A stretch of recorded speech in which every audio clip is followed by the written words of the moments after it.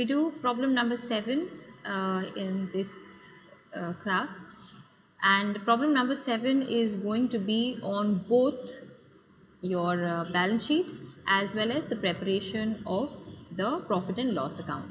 So you have a combined sort of problem here, although such problems may not be asked for exam with the combined balance sheet and profit and loss solution, but it would still be good practice for us to prepare both of these statements, financial statements, in one problem. Okay, so once again we're given some debit and credit balances. Now these include both profit and loss items as well as balance sheet items. So we're going to accordingly identify them, see which different schedules that they are going to go under, and we are going to deal with right from schedule 1 to schedule 16 that we have. Okay, and of course contingent liabilities, right? So we will accordingly see cash in hand, of course debit balance and an asset, and it would go under your balance sheet. So this is schedule 6. Balances with other banks 400, all amounts are in thousands. This will go to schedule 7, cash with other banks. Then cash with RBI again goes to schedule 6. Investment in government securities, investment clearly, so schedule 8. Other approved securities, again investment in other approved securities goes to schedule 8.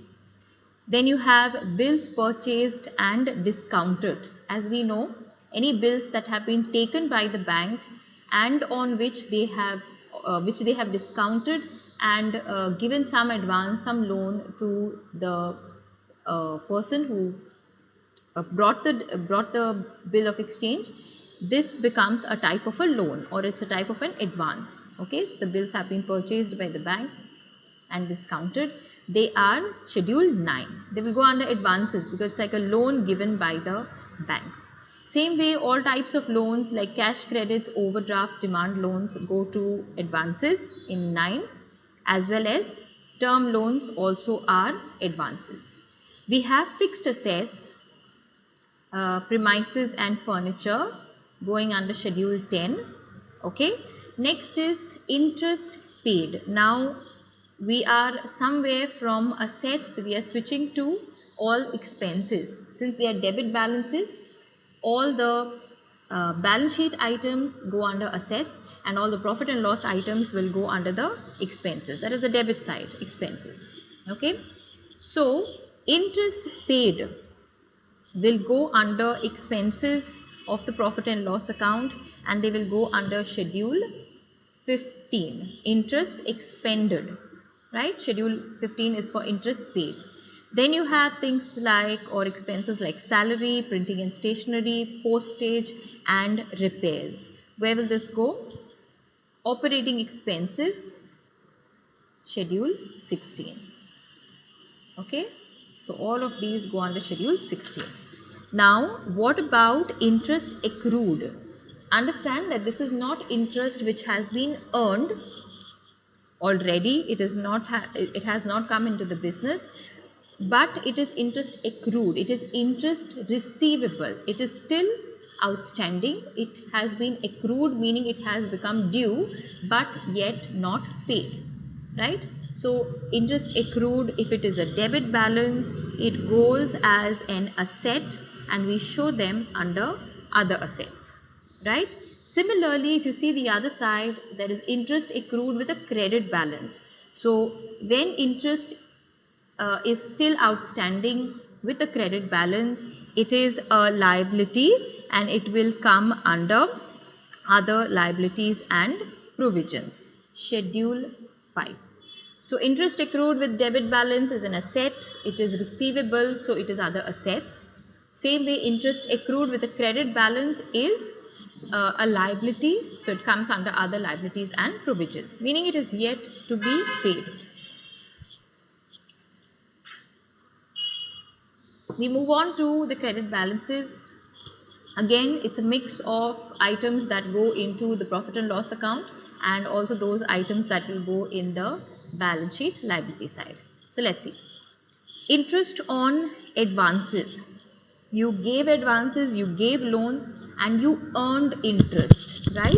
So interest on advances go to schedule 13, interest earned. Same way, interest from investments, we also put it in schedule 13 as interest earned. Then we have commission, exchange, brokerage.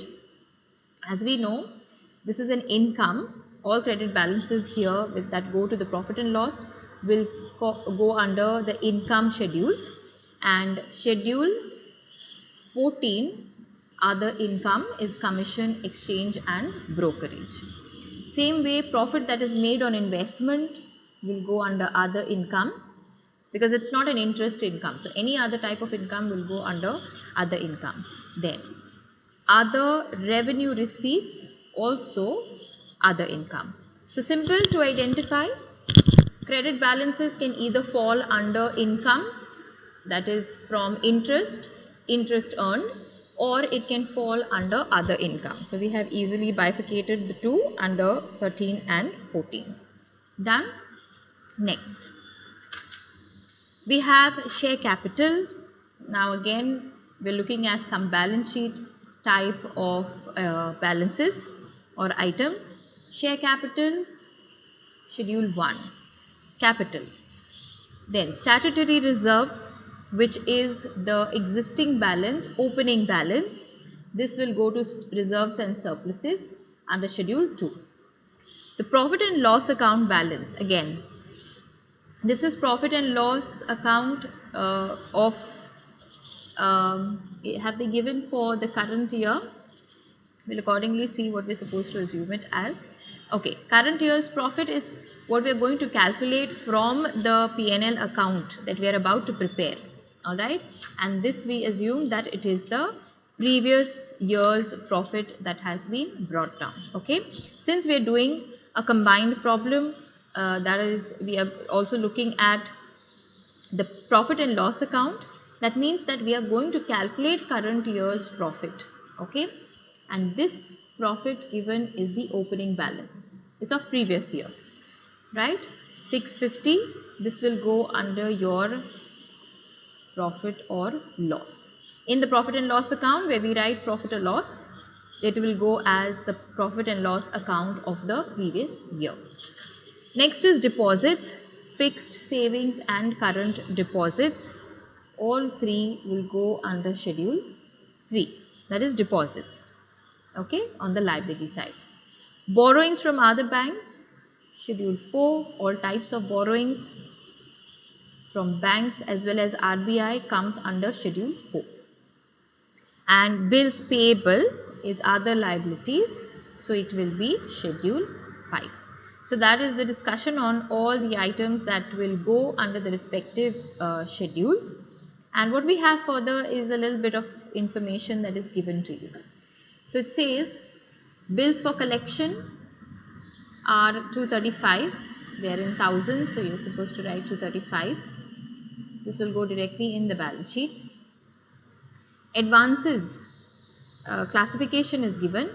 You are told which are the different advances that you have, and all those advances given, how they are bifurcated into standard, substandard, doubtful and loss assets.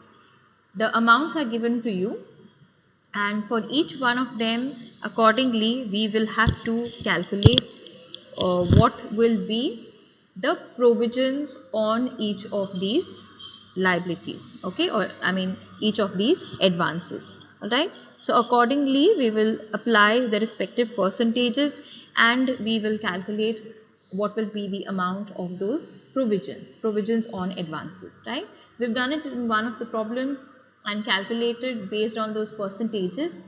We require to remember some of those percentages related to standard, substandard and all other type of assets. Okay, and no other additional information or adjustments as such given, but we just have to consider certain things like statutory reserve, which we have to transfer even if not given in the problem. Alright, and if at all any other information is provided to you. Okay.